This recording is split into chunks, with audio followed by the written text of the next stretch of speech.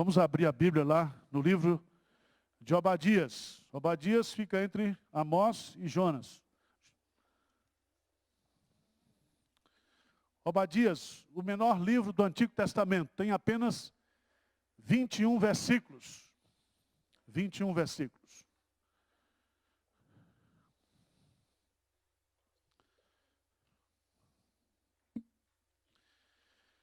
Vamos ler versos de 1 a 3. Por causa do tempo eu não vou ler o livro todo, mas eu espero que você leia depois. Pelo menos você lê um livro todo da Bíblia no domingo. Benção. Né?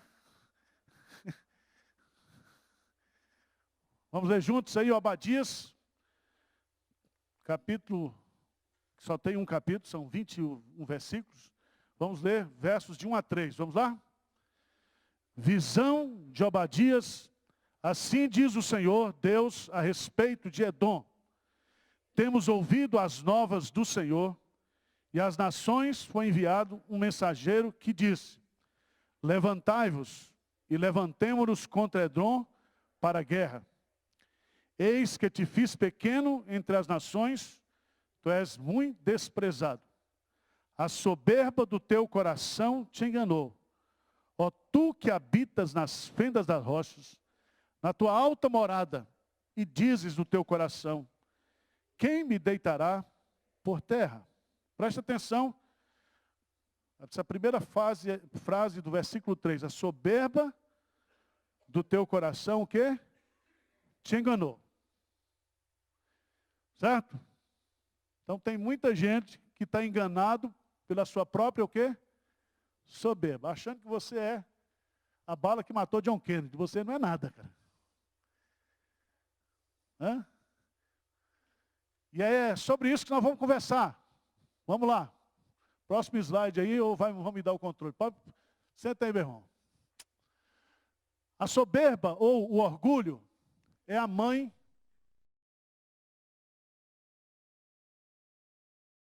que, pelo registro bíblico, o pecado começa com a rebelião nas esferas o quê?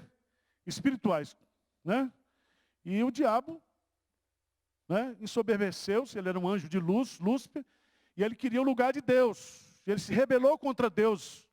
E ele foi expulso dos céus. E a partir daí começou o quê? A existência do mal. Isso do ponto de vista bíblico. Do ponto de vista filosófico, teológico, você pode procurar os universitários para explicar, que eu não sei explicar.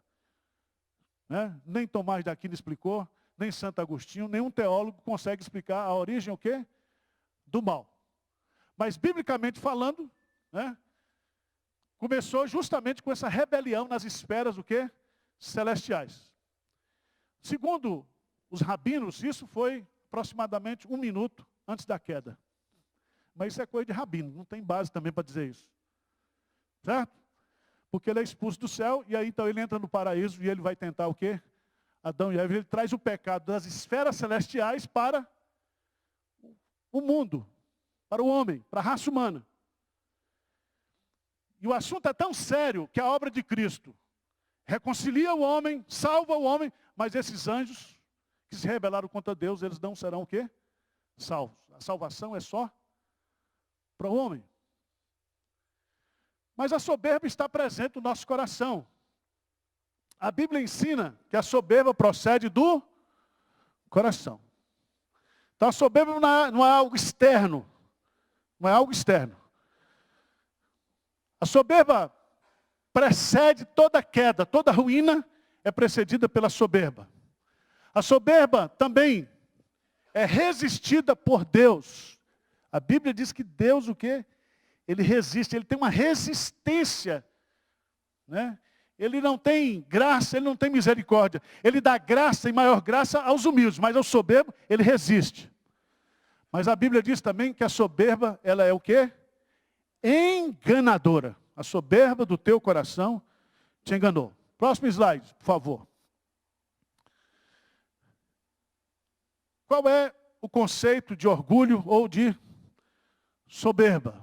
Orgulho é quando seres humanos, pecadores, desejam o prestígio e a posição de Deus e se recusam a reconhecer a sua dependência, o quê? Dele. Então a soberba é independência de Deus. Lá em Romanos capítulo 1, é colocar a criatura no lugar do Criador. Do Criador. E quando a gente fala de soberba, a gente sempre pensa no outro, não é isso? Quem conhece alguém soberbo aqui? Levanta a mão. Fulano é muito soberbo, muito metido. Ele se acha. Hã? Se for jogador de futebol ou dupla sertaneja, é pior. O cara se acha. Hã? Tão interessante isso. Charles Bridges, ele diz, disputar com Deus por supremacia e exaltar o coração contra ele. Orgulho, segundo esse conceito, é glorificação. E Freud diz que a gente faz isso, quando a gente quer se autoglorificar, a gente aponta o quê? O defeito dos outros. Quando você diz que o Marquinhos é feio, você está dizendo, eu estou dizendo que eu sou bonito, não é assim? Quando eu estou dizendo que ele não sabe fazer, eu estou dizendo que eu sei fazer. Eu sou o cara. Agora vamos lá, vamos fazer um teste aqui. Começar com o teste. Passa aí. Próximo slide. Vamos examinar aqui. Cada um vai se examinar. Vamos lá. Vamos ver se você passa no teste. Primeiro, presta atenção. Não precisa responder alto não para... Mas... Responda todo mundo que depois eu vou dar uma estrelinha no final, tá certo? Vamos lá. Você se acha melhor do que os outros? Acha ou não? Fala a verdade. Fala a verdade. Eu me acho. Eu acho o melhor pastor do mundo. Né? O melhor crente do mundo. Por isso que Jesus contou uma parábola, né, do publicano e do fariseu. Porque Jesus sabe que esse pecado está dentro de nós. Todos nós nos achamos o quê? Melhor. Nós nos orgulhamos da nossa humildade. Assim? Nós nos orgulhamos da nossa humildade.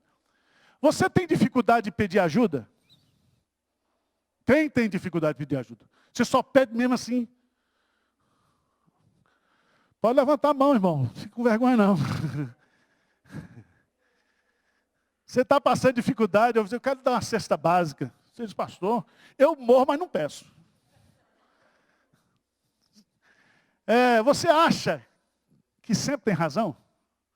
Não vale briga de marido e mulher. Isso aí está fora, porque aí, isso aí não se discute, né, velho? Você acha que a culpa é sempre dos outros? Você sempre projeta a culpa, dizendo, poxa, eu não sou um crente melhor porque essa igreja também não me oferece condições para o meu crescimento, o meu desenvolvimento espiritual. Você acha que não é tratado como merece? Hein? Fala a verdade, gente.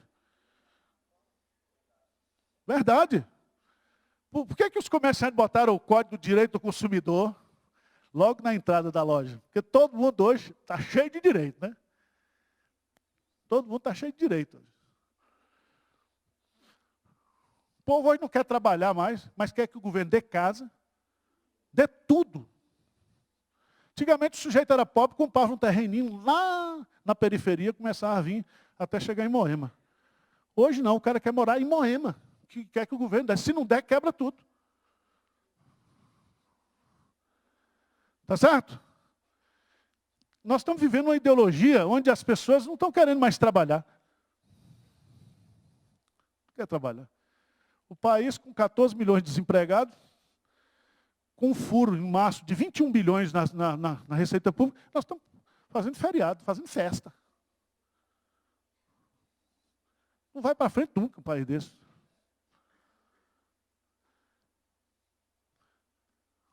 Você não gosta de ser repreendido. Você gosta? Fala a verdade, gente. Pelo amor de Deus, você gosta de ser repreendido? Quem é você para me repreender? Olha para você, rapaz. Você tem autoridade nenhuma? É assim ou não é? Eu fui lá na igreja, mas um diácono veio me exortar. Quem é aquele diácono? Aquele comedor de rapadura lá. Você acha que faz melhor? Você admite ser orgulhoso?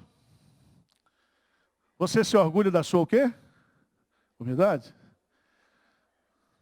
O pastor Hernandes que você chega diante do espelho, olha para o espelho e diz, grandioso és tu,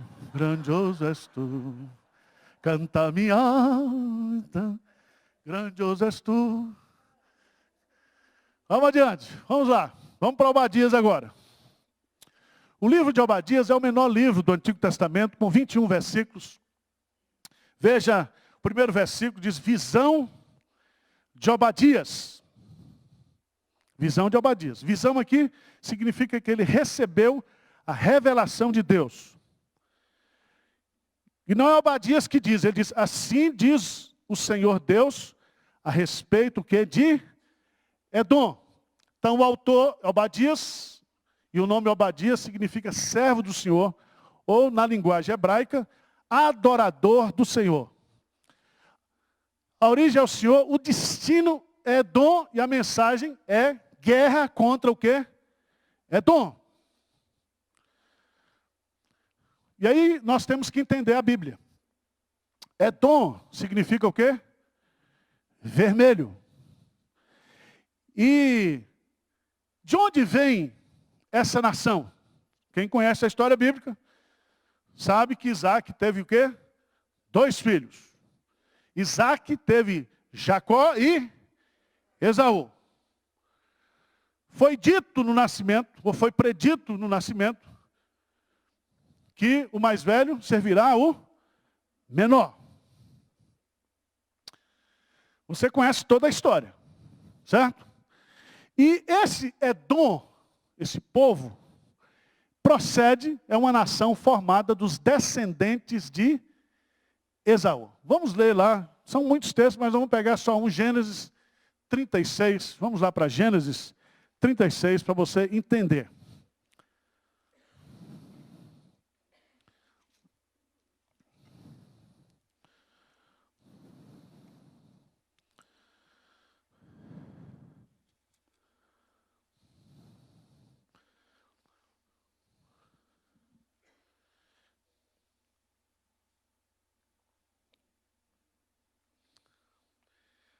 Você vai descobrir na Bíblia que em toda a história da igreja existem 2 sementes.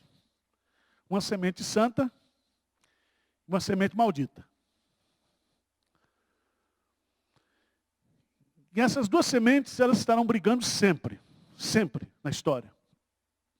E é tão interessante, veja aí, capítulo 1, são esses os descendentes de Esaú, que é Edom.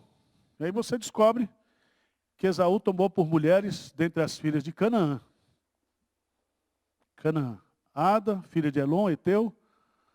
Olibama, filha de Aná. Filho de Zebeão, Eveu. E Bazenate, filha de Ismael, irmã de Nebaiote. Você observa que Esaú, ele não aprendeu com Isaac o conceito de poligamia. Mas ele o quê? Estabeleceu o que aqui? O princípio da poligamia. Ele não casou com mulheres da sua raça. Veja lá no capítulo 25. Capítulo 25 de Gênesis.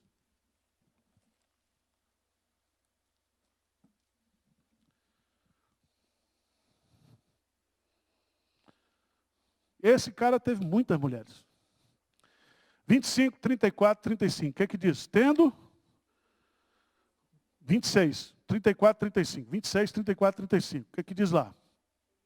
Tendo Esaú 40 anos de idade. Tomou por esposa Judite, filha de Beri, Eteu, e Basemate, filho de Elon, o quê? Ambas se tornaram amargura de espírito para Isaac e para Rebeca. Então, nora, genro não, genro é sempre alegria, mas nora sempre é tristeza, amargura. É assim? Mas veja bem, por que foi amargura aqui? Porque estava fugindo de um princípio. Fez o casamento com pessoas pagãs e praticou aquilo que não aprendeu com Isaac. Que foi o quê? A poligamia. E meus amados irmãos, eu quero chamar a sua atenção, porque Esaú e Jacó, eles vão brigar o quê? Sempre. Sempre. E os descendentes de Esaú vão dar origem a essa nação, que é chamada de os Edomitas. Eles estão ali localizados ao sul do Mar Morto, região montanhosa de Seir. Sela era a sua capital na época. Quem vai hoje lá, é mais ou menos ali, descendo Jerusalém, né? Fica do lado direito, o Mar Morto está embaixo, tem umas montanhas ali, e lá ficava a capital, né, de Edom, dos Edomitas. Vamos lá. Próximo slide, por favor. Vamos ver a divisão do livro.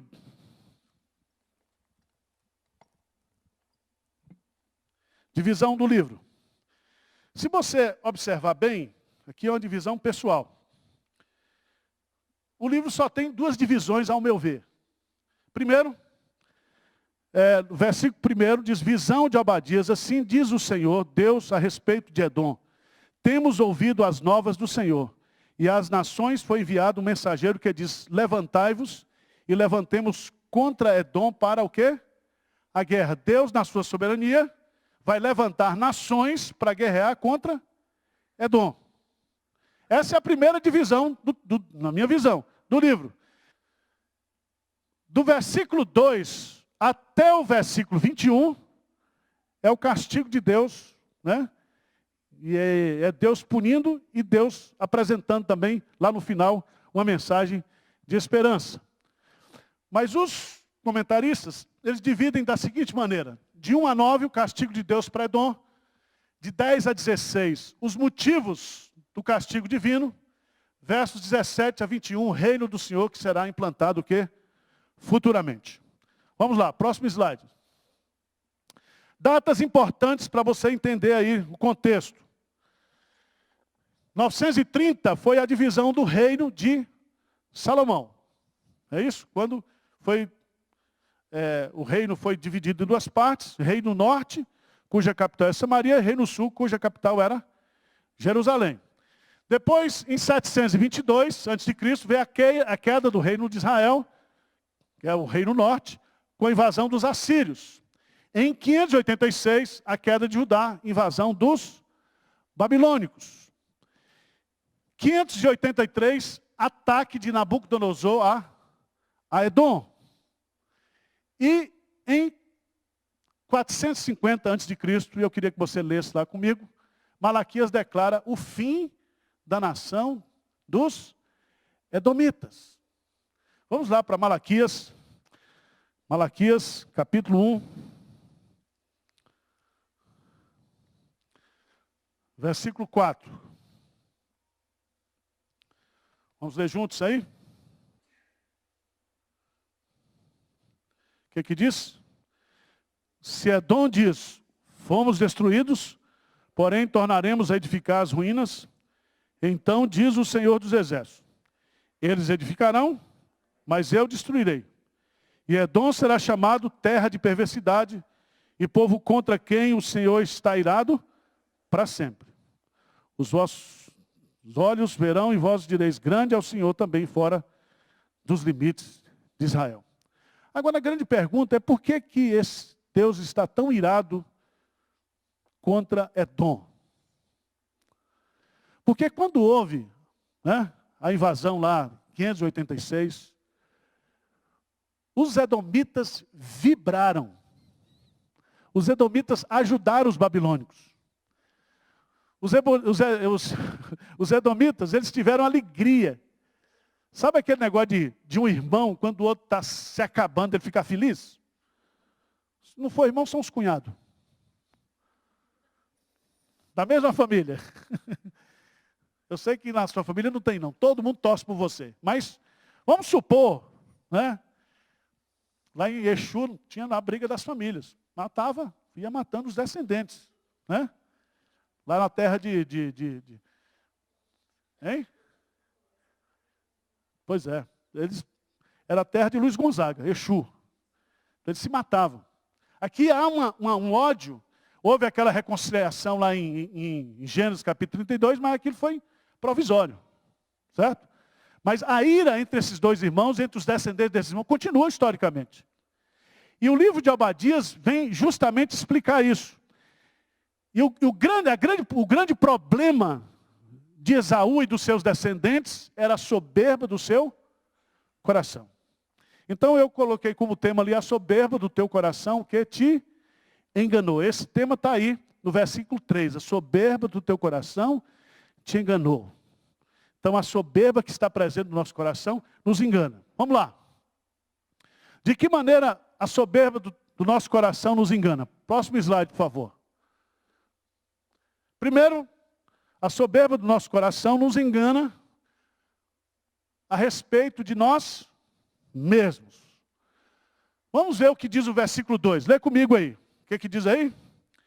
Eis que te fiz pequeno entre as nações.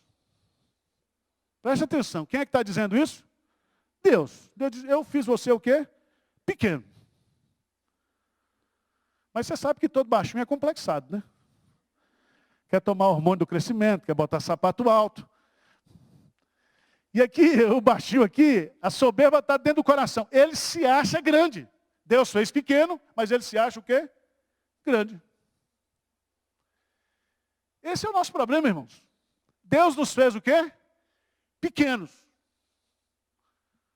Certo? Deus limitou a nossa inteligência a quanto? 10% no máximo, depois do pecado. A burrice, 90%. Pode pegar à vontade. Mas a inteligência está limitada. Mas a gente é burrão e a gente se acha o quê? Inteligente. O que seria o mundo sem eu? Nós somos assim. Somos assim. Agora, veja o que diz Isaías capítulo 40, versículo 17. Está ali na tela, lê comigo ali. O que diz Isaías? Todas as nações são perante ele como coisa que não é. Ele as considera menos do que nada como vago. Deus está falando aí, Isaías está falando de todas as nações. Agora, os edomitas se achavam o quê? Grandes. Grandes. Certo? Irmãos, isso é uma besteira tão grande. Porque daqui mais uns 40 anos, né? Eu creio que 70% desse auditório está todo mundo cremado. Enterrado. Espero que na glória. A vida é tão curta. A vida é como uma neblina. Né? Passa rápido. Passa rápido. E nós somos tão insignificantes diante da grandeza do universo, da grandeza de Deus. E tem alguns irmãos que dizem assim, você sabe com quem está falando? Né? Já viu isso? Aliás, aquele professor aí da CBN, ele tem um vídeo que ele vai mostrar, quando o cara diz, você sabe com quem está falando? Então ele pega o que o cara significa diante do universo. Deus está dizendo que todas as nações não são nada, um vácuo. E Edom se acha grande. Se acha grande. Vamos lá. Obadias 3 e 4. O que diz aí? A soberba do teu coração te enganou. Ó tu que habitas nas fendas das rochas, na tua alta morada, e dizes no teu coração, quem me deitará por terra? Se te remontares como águia, e puser o teu ninho entre as estrelas, de lá te derribarei o quê? Diz o Senhor. Veja interessante isso aqui. Nós somos fracos, mas nos achamos o quê? Imbatíveis. imbatíveis. E tem gente, inclusive, que usa o versículo bíblico. Tudo posso naquele que fortalece. Sou mais que vencedor. Soberba, irmãos. Isso é soberba. Isso não é espiritualidade. E aqui você observa que ele vai colocar claramente aqui. Dizes no teu coração, quem me deitará o quê? Por terra. Preste atenção que aí você tem que ir para a geografia bíblica. E você vai descobrir que para algum exército chegar em Edom, era muito difícil, era quase impossível, militarmente falando. Certo? Porque eles ficavam embaixo de um penhasco. Ninguém podia subir. E do lado de outro, ele tomava conta. Então era impossível. Do ponto de vista militar, de fato era uma fortaleza intransponível. Eles estavam lá, as rochas. Quando a gente é novo, a gente até acha que nós somos o quê? Quando a gente está na casa dos 30, né? Dos 40, aí quando você passa dos 50, aí o negócio começa a riar, né? Escurecer a visão, aí você está dizendo, está chegando a minha hora, né? Você já começa a descobrir que você não pode o quê? Tudo. É tão interessante, irmãos, como a Bíblia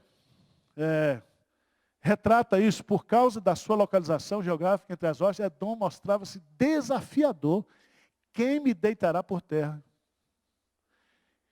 E Deus responde. O que Deus responde aí? Lê para mim, por favor. Se te remontares como águia e puseres o teu ninho entre as estrelas, de lá, diz o Senhor. Irmãos, se Deus é por nós, quem será? Mas se Deus é contra nós, quem será por nós? Não tem saída. Eu te derribarei, onde você estiver, eu vou derribar você. Vou derribar você. Agora, por que ele está pensando isso? A soberba do coração. Soberba do coração. Vamos lá, terceiro. Nós somos ignorantes, mas nos achamos o quê? Sábios. Veja no verso 7. Verso 7. O que diz lá? Todos os teus aliados te levaram para fora dos seus limites. Os que gozam da tua paz te enganaram, prevaleceram contra ti. Os que comem o teu pão puseram armadilha para teus pés. Não há em Edom o quê? Entendimento. E a palavra entendimento aí é compreensão e é discernimento daquilo que é certo, daquilo que é errado. O sujeito pode ter inteligência, mas o que tem de pessoa inteligência puxando carroça é brincadeira. Fulano era tão inteligente, mas não deu certo na vida. Porque ele não teve o quê? Entendimento, sabedoria. E o Senhor, veja lá no versículo 8. Versículo 8. O que diz? Não acontecerá naquele dia, diz o Senhor, que farei perecer os sábios de Edom e o entendimento do monte de Esaú. Deus até, né, ele fala os sábios. Deus não fala sabedoria. E o monte aqui significa que eles se achavam realmente altos em compreensão, em sabedoria, em inteligência. Eles se achavam o máximo. Deus está dizendo não há sabedoria em Edom. Lá em Tiago, capítulo 3, a Bíblia fala de dois tipos de sabedoria. A primeira delas é a sabedoria aqui de baixo. Ela é terrena, animal e demoníaca. Ela brota de um coração invejoso, amargurado, faccioso, mentiroso, confuso e ruim. Mas a Bíblia fala da sabedoria que vem lá do alto. Essa sabedoria que vem de Deus. É pura, pacífica, indulgente, tratável, plena de misericórdia, frutífera, imparcial e sem o quê? Fingimento. O Einstein já dizia que a pouca ciência afasta o homem de Deus. Mas a muita ciência aproxima o homem de Deus. Porque o homem com muita ciência, ele sabe que ele não sabe nada. Mas o homem com pouca ciência, ele faz um curso de doutorado. e faz uma pesquisa de doutoramento ou de pós-doutorado, né? Num assunto que é um recorte de uma área do conhecimento que significa um milésimo, né, de conhecimento, e o cara se acha o quê? Doutor. Doutor. E aí você vai descobrir, principalmente no campo das universidades, que é cada doutor brigando com o outro para mostrar quem é mais doutor. Certo? É muito interessante isso, irmãos. Isso está presente dentro da igreja também. Essa soberba de achar que nós somos melhores do que os outros.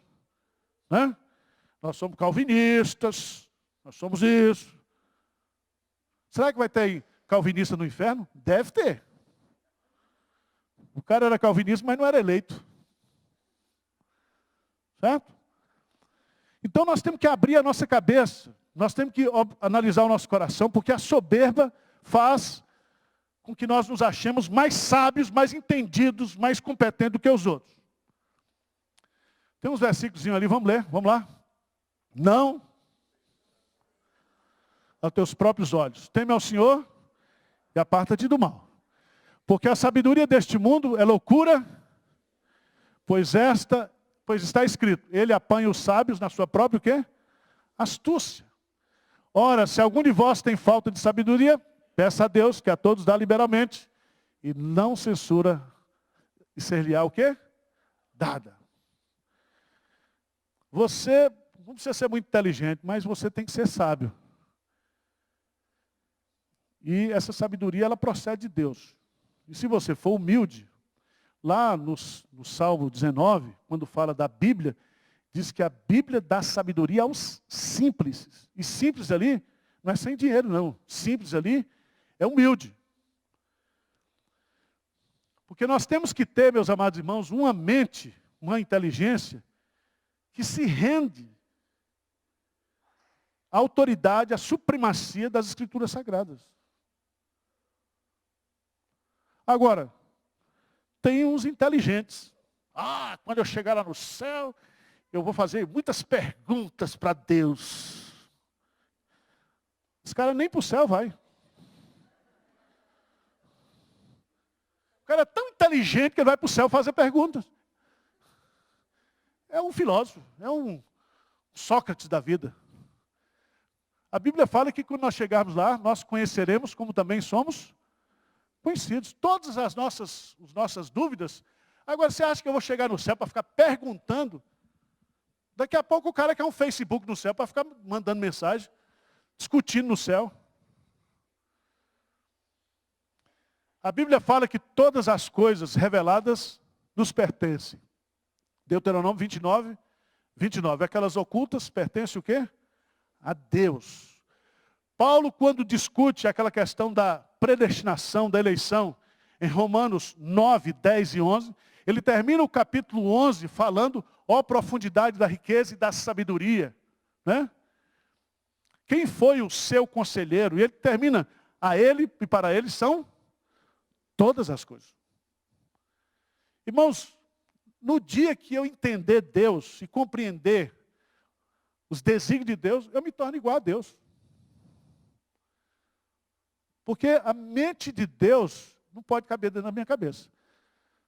Tá certo? Eu sei que você é inteligente, que você é criativo, mas se limite ao casulo da sua insignificância. Por favor. Recolha-se. Vamos adiante. Próximo slide, meu irmão. A soberba nos engana a respeito do quê? Dos outros. Tem muita gente que é soberba. Não, rapaz, eu tenho muitos amigos. Deputado fulano de tal, fulano de tal. Conheço muita gente, tenho muitos amigos. É o que aconteceu com Edom. Vamos ver o que ele diz lá.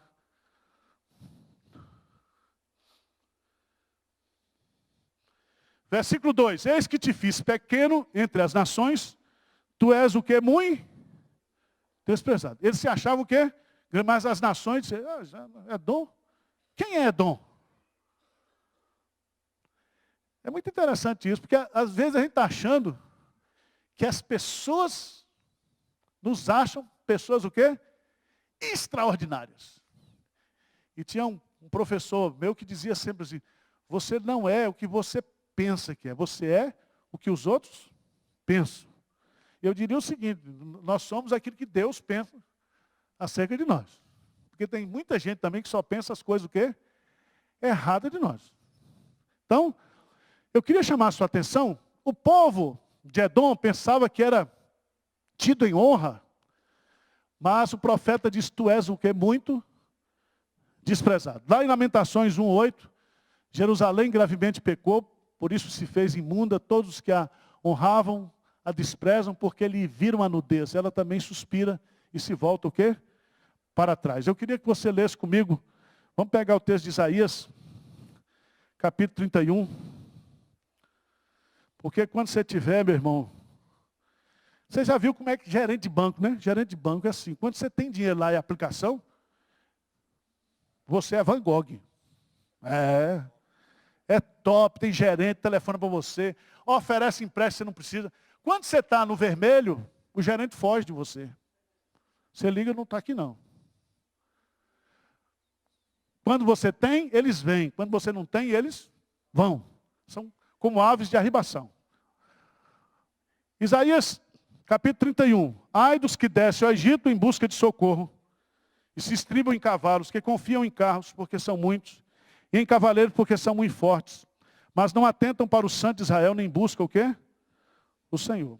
Todavia, este é sábio, faz vir o mal, e não retira as suas palavras. Ele se levanta contra a casa dos malfeitores e contra a ajuda dos que praticam a iniquidade. Pois os egípcios são homens e não deuses.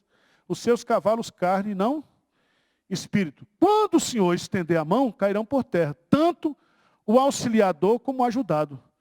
E ambos juntamente serão o quê? Consumidos. Então você está achando que o Egito é a solução? Não é.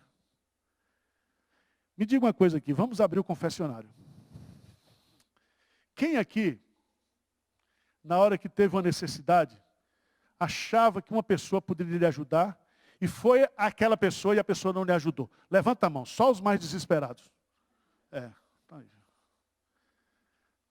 É assim? Quanta decepção a gente tem, não é isso? Porque a gente acha que nós somos os bons, que todo mundo gosta da gente. E a gente não sabe que as pessoas não suportam. E é isso que a Bíblia está colocando aí. A soberba nos engana a respeito dos outros. Vamos lá. Próximo, por favor. Quanto à fidelidade dos amigos. O que é que diz lá? Verso 7. Está na tela, vamos lá? Todos os teus aliados te levaram para fora dos teus limites. Os que governam, os que gozam da tua paz, te enganaram. Prevaleceram contra ti. Os que comem o teu pão, puseram armadilha para os teus pés. Veja que coisa triste, irmãos. Então, há aí um aspecto de... Edom confiou em aliados humanos, mas o profeta disse que os aliados eram seus inimigos, o quê? Internos. Davi conta isso, da traição. Aquele que o traiu é aquele que comia no seu próprio prato. Próprio prato. E você se lembra que há um gesto de Jesus quando ele molha o pão e dá a quem? A Judas, que comia do mesmo prato. Jesus havia lavado os pés de Judas. Judas participou de todos aqueles momentos finais de Cristo. Tomou Santa Ceia, era o tesoureiro da igreja. Ele que tomava conta da tesouraria. Mas não era cristão, não era convertido. Irmãos, maldito o homem que confia do homem, faz dele o seu braço. Bem-aventurado aquele cuja esperança é o Senhor. O Senhor. Não estou dizendo que você ficar desconfiado de todo mundo, não, mas a soberba do nosso coração, muitas vezes, nos leva a nos afastar de Deus e a depositar confiança em pessoas. E as pessoas nos decepcionam. O único que não nos decepciona é Deus. Vamos lá, próximo. A soberba também nos engana a respeito de Deus. Aí está nos versos 12 a 14. Vamos lá? Mas tu não devias ter olhado com prazer para o dia de teu irmão, o dia da sua calamidade, nem ter te alegrado sobre os filhos de Judá no dia da sua ruína, nem ter falado de boca cheia no dia da angústia. Não devias ter entrado pela porta do meu povo no dia da sua calamidade. Tu não devias ter olhado com prazer para o seu mal no dia da sua calamidade, nem ter lançado mão nos seus bens no dia da sua calamidade. Não devias ter parado nas encruzilhadas para exterminares os que escapassem, nem ter entregado os que lhe restassem no dia o que? Da angústia. Veja que os edomitas foram cruéis com os seus irmãos, descendentes de Jacó. Eles eram o quê? Irmãos. E Deus aqui está mostrando a ruindade desses irmãos contra os seus irmãos. Então veja aí. 7 coisas. Olhou com prazer, alegrou-se com a ruína, falou de boca cheia, participou da destruição, roubou os bens, matou os que escapavam e entregou os irmãos ao inimigo. Só isso. Então Deus está agora mostrando para eles que tudo aquilo que a gente semeia, a gente o quê? Colhe, irmãos. Preste atenção. O mal que você faz aqui contra as pessoas, você vai receber aqui. Pode ter certeza. Há uma lei no mundo espiritual que aquilo que o homem semear, ele vai o quê? Colher. Por isso que Jesus Cristo diz que bem-aventurados os misericordiosos, porque receberão o quê? Misericórdia. Quem dá misericórdia, recebe misericórdia. Quem dá amor, recebe amor. Quem dá compaixão, recebe compaixão. Esse é um princípio da vida. Mas a soberba, muitas vezes, nos leva a aproveitar e a usar esses momentos difíceis que a pessoa está passando para a gente prevalecer contra a pessoa. Contra a pessoa. Veja aí. Edom cometeu algo mais grave. Veja lá no verso 16. Verso 16. Porque como bebeste no meu santo monte, assim beberão de contínuo todas as nações. Beberão, sorverão e serão como se nunca tivesse o quê? Sido. Preste atenção. Hebreus 13, 16, 17 diz que Esaú é chamado de impuro ou profano. Que ele buscou arrependimento mesmo com lágrimas, mas Deus não o perdoou. Porque ele profanou e desprezou as coisas o quê? Sagradas, as coisas santas. A primeira coisa que ele desprezou foi a bênção da primogenitura. Por causa de uma necessidade fisiológica, por causa da fome, por causa do desespero, ele não estava nem aí. Ele abriu mão de privilégios espirituais para satisfazer os desejos da carne. E quantos de nós, muitas vezes, abrimos mão por prazeres passageiros, nós abrimos mão do prazer da comunhão, o prazer de estar na igreja, o prazer de participar da Santa Ceia, por prazeres momentâneos. Momentâneos. E a soberba nos engana a respeito de Deus, e a gente sempre acha que Deus vai passar a mão sobre a nossa cabeça. Salmo 137, versículo 7. Quando o povo estava lá na Babilônia, você acha que o judeu estava com raiva dos edomitas? Hein? O que você acha? Veja no Salmo 137. Salmo 37 é aquele salmo em que os judeus penduraram as suas harpas nos salgueiros. Os babilônios diziam, canta para nós. E eles disseram, não vamos cantar em terra estranha. E eles fazem 2 orações imprecatórias, um contra os edomitas e outro contra os babilônicos. Vamos lá para o Salmo 137, só para você entender o contexto. Salmo 137.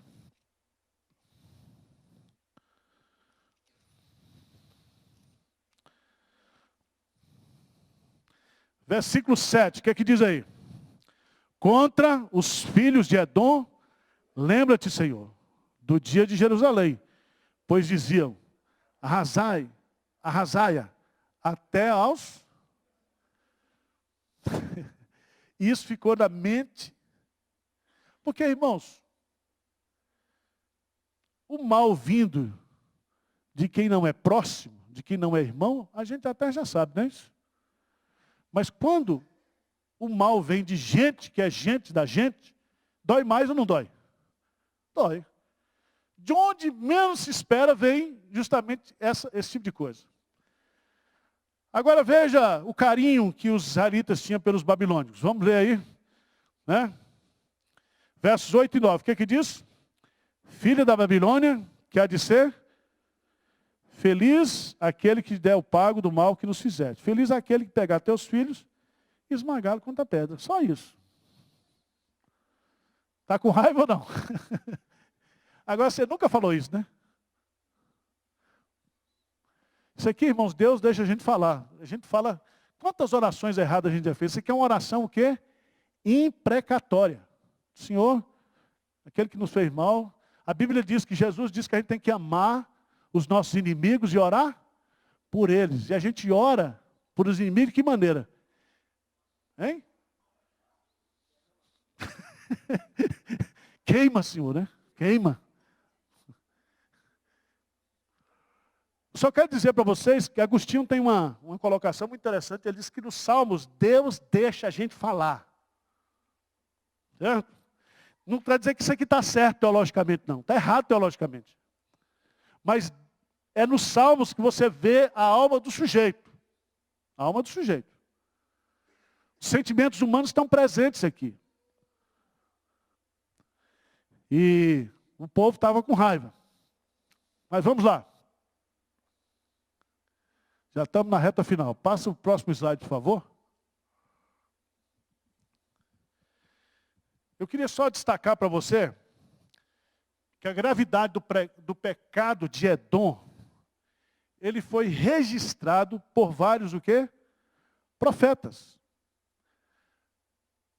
Se você observar ali, tem várias citações, desde o profeta Isaías, profeta Jeremias, profeta Ezequiel, Amós, Malaquias. E aí vem uma expressão que muita gente não gosta. Mas lá em Jeremias 51, 56, aparece essa expressão no hebraico, Jeová Gemolá, que significa o Senhor das recompensas, ou o Senhor que dá o quê? A paga. É o Senhor que retribui. É daí que vem aquele conceito bíblico no Novo Testamento, que nós não devemos vingar uns aos outros, porque a vingança pertence a Deus. Então entrega para Deus que Deus vai fazer justiça na hora certa, na dose certa. Tá certo? Não vos vingueis uns aos outros, mas pode ter certeza que Deus vai dar o quê? A paga. Veja lá no texto de Obadias, que Deus ordena, versos 15 e 16, Deus ordena as nações a guerrearem contra Edom. Chegamos na reta final. Vamos para frente. Conclusão. Conclusão. Vamos fazer algumas aplicações práticas aqui. Eu queria antes de perguntar para você, o que o livro de Obadias ensina para você hoje? Sem olhar para a tela, para você que está aqui. O que você acha que... O que você aprende com um livro como esse? Hein? Humildade, o que mais? Hein? Confiar em Deus. O que mais? A vingança pertence ao Senhor. Mas se você puder dar uma cacetada no cara, você dá. Hein? O que mais? Irmãos, qual é o tema do livro? A soberba do teu coração, o quê? Te enganou. Presta atenção. A nossa soberba não está na cabeça, nossa soberba está no coração. E é do coração que procede tudo. Então nós temos que guardar o nosso coração. Nós temos que cuidar do nosso coração. E aí, Deus anuncia 3 promessas para o seu povo. Obadias 17, 18, Deus os livrará. E aí, já está falando sobre o reino messiânico.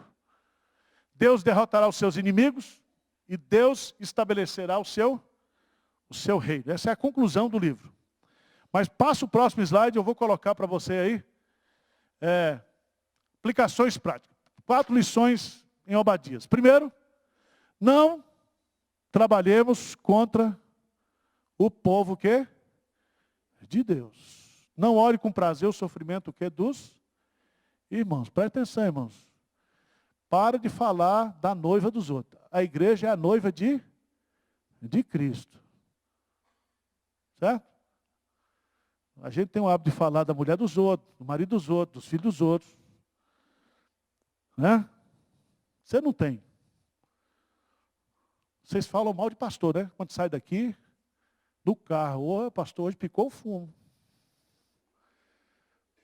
Pastor é sobremesa de crente no domingo, é ou não é? Você viu a roupa do pastor? Você viu os olhos do pastor? Você viu a gravata do pastor? Não é assim? Todo mundo fala. Fala ou não fala? Fala ou não fala, gente? Fala sim. Quero dar uma de crente não, que eu conheço. Agora, irmãos, a igreja precisa da gente. Os defeitos da igreja. Tem defeito da igreja de Pinheiros? Inúmeros defeitos. Porque a igreja sou eu e você. A igreja tem a nossa cara. Agora, porque tem muita gente hoje que não trabalha na igreja, que não vive a igreja, que não contribui para a igreja, mas só escreve, só fala contra o quê? Igreja.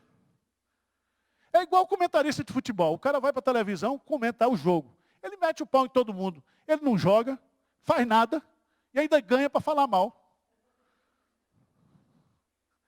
Não é assim? Tudo de gravata, pensa até que é uma coisa séria. Vocês já ouviram alguma vez na história humana um busto e uma estátua de um crítico? Crítico literário, crítico de cinema, tem alguma coisa assim? Eu nunca vi. Porque críticos não faz nada, só faz o quê? Criticar. E ele acha até que ele é importante. Sou crítico, crítico de cinema. Quando o crítico de cinema disser que o filme presta, você não vai. E quando disser que não presta, vai que é bom. É desse jeito. Né? Eu uma vez assisti a um filme chamado A Beleza Americana. Né? Um filme péssimo, ganhou o Oscar. Aí eu fui falar com um cara mais inteligente, disse, você é muito burro, você não entende, você não tem sensibilidade artística. Eu falei, não tem mesmo não. Eu gosto de Rambo, porque Rambo mata, você vê matar mesmo, pá. Aí eu tenho sensibilidade, não tem negócio de... Não. Não tem que ter sensibilidade, está ali. Se for para um filme, para eu ficar pensando, eu vou lá para não pensar. É um filme cabeça. Eu não quero filme cabeça, não. Eu quero filme para me divertir ali, desopilar. Né? É desse jeito, irmãos. Agora, cuidado com o que você está falando, com o que você está escrevendo. Cuidado, não fale mal da igreja, porque a igreja é de Deus. Segundo, cuidado com a soberba. Não há como fugir de Deus. Presta atenção. Deus é quem resiste o quê? Ao soberbo. Presta atenção. O maior inimigo da soberba é Deus. Porque a soberba é a causa de todos os pecados. Tá certo? Tudo de errado na vida começa com a soberba. E aí, Davi orou lá. Também da soberba guarda o teu servo, e que ela não me domine. Porque Davi, ele sabe que a soberba estava dentro do seu coração. Ele sabe. Tá, irmãos? Então você está livre do poder do pecado, mas você não está livre da presença do pecado. O pecado que tenazmente nos assedia. E a soberba nos assedia a todo momento. Então, cuidado com a soberba. Vamos lá. Tudo que fazemos com os outros, receberemos o quê? De volta. De volta. Então, isso é interessante na igreja, né? Na igreja. Eu vejo alguns irmãos que eles só cobram. Eles cobram atenção, eles cobram carinho, eles cobram visita, eles cobram tudo. Mas eles não dão nada. Ele quer que alguém ligue para ele no dia do aniversário dele, mas ele não liga para ninguém no dia do aniversário dele, do outro. Não liga. Você já viu, conhece esse tipo de gente? Que só cobra. Ele não dá nada. E a gente tem que aprender por que Jesus diz mais bem-aventurado é dar do que receber. Porque todo aquele que dá, recebe. Pode ter certeza disso. Quem dá amor, recebe amor. Quem dá carinho, recebe carinho. Deus, Ele é justo. Ele é justo. Quem trabalha para Deus, Deus honra. Quem faz as coisas para Deus com zelo, com excelência, Deus cuida. Deus defende. Pode ter certeza disso, irmãos. Todo bem que você faz pelo outro, você será recompensado por Deus. Jesus fala que até um copo d'água que você der para um servo dele em missão, você será o quê? Recompensado. Em último lugar, para encerrar, ser fiel a Deus hoje significa reinar com Ele o quê? Porque Obadias termina falando que no futuro o Senhor reinará e nós reinaremos o quê? Com Ele. Amém? Então, vamos ficar de pé, vamos encerrar aqui. Vou pedir o abençoado aqui para fazer oração.